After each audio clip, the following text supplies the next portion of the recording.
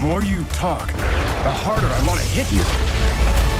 Sonic the Hedgehog has successfully run past the video game movie curse with 3 successful film adaptations. With a 4th one already confirmed, feel these 3 things must definitely be explored in the sequel. Sonic the Hedgehog 3 featured a compelling performance by Keanu Reeves as the main villain Shadow. But as gamers would know already, Shadow isn't inherently evil. With Sonic awakening the humanity inside him, Shadow decides to stop Professor Gerald Robotnik's plans of ending the world by firing rockets at it. While we think Shadow has sacrificed himself to save the world, a post-credit scene reveals that Shadow is still alive and is stopping a crater from falling on Earth. A 4th Sonic film must complete Shadow's redemption arc by turning him from a full-fledged villain to more of an anti-hero. While he still lacks the kind-spirited nature of Sonic, he's still willing to save humanity as and when required. Putting Shadow in more morally complex situations can vastly flesh out his character and make him more integral to the film franchise. Shadow isn't the only character that appears in the post-credit scenes of Sonic the Hedgehog 3. In the middle of the credits, we see Sonic being attacked by a group of cyborg doppelgangers, led by the classic villain Metal Sonic. But protecting him from these robotic threats is a pink hedgehog wearing a shroud. Longtime Sonic fans will easily recognize this character as Amy Rose, another speedster hedgehog who has a persistent crush on Sonic. But it's high time that Amy is seen as more than just a love interest to Sonic. As female characters didn't have the best representation in classic video games, it's not surprising to find that Amy was reduced to a damsel in distress in her debut game, Sonic CD. Over time, future games explored her super speed and other powers, but her feelings for Sonic limit her character arc. A 4th Sonic film should ideally give Amy more agency to stand out as a character in her own right. Maybe the filmmakers can get some influence from the Super Mario Bros. Movie. The animated film swerved past the damsel in distress trope for Princess Peach and turned her into a royal warrior instead.